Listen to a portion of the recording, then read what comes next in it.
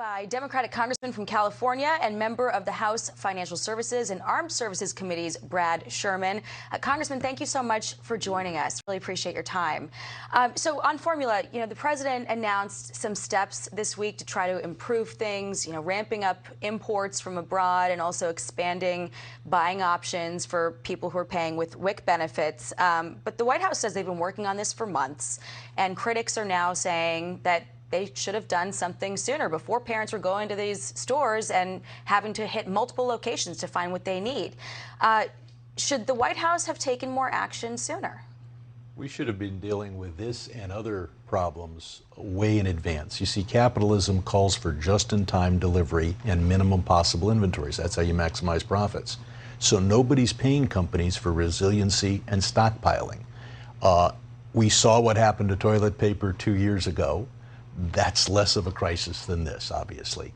And so you need a system where you're paying for stockpiles and you're paying for surplus capacity. Right now, I showed my colleagues a draft of a bill that would clarify the president has the Defense Production Act to order companies wherever there's a plant that could be making baby formula to do so, and to sweep away any restrictions on imports from Japan, Europe, the UK, and Canada, and to suspend the 17% tariffs that we have on imports. So we need to maximize imports, maximize production to deal with the short term. Long term, we need a host of strategic reserves and or surplus capacity available. And capitalism points in the other direction. If you're running a company, you want to run it lean. I think you're right about that. This certainly highlights the need to have some backup options. But there's also some signs that potentially, the White House should have seen this coming sooner, that maybe the FDA could have done more. That whistleblower at the plant, former employee there, reported safety concerns back in October, but the FDA didn't do their interview of this person until December. The plant inspection then wasn't until January 31st, and then the recall was February 17th. So you go from October, the first sign of something, to now February 17th, everything shuts down. Here we are in May. Should the FDA's handling of this be examined? We should examine everything. Government often works more slowly than it should. I'm not aware of any babies that were hurt from that particular plant.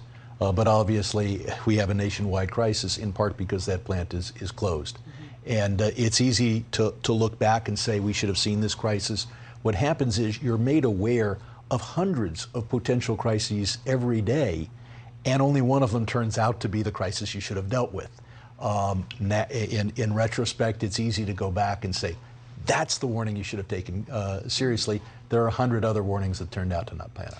Well, compounding this for a lot of parents, now they're driving around, in some cases, to multiple locations trying to find formula or specialized formula if they've got an infant with certain needs, medical needs, and they're paying record high gas prices while they're doing it. I want to pull up on the screen a gallon of regular, the average $4.45 a gallon.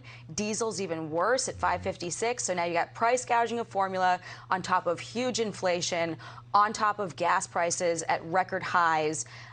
These are tough conditions for Democrats heading into the midterms. Are you concerned about how the economy is going to impact all these upcoming races? Obviously, the economy will have an effect. The recent Supreme Court draft leak will have an effect. Many things will have an effect.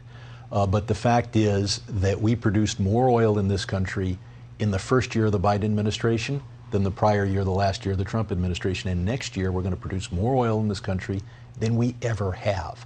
But that's not going to mean that we're going to have the lowest prices ever in 2023.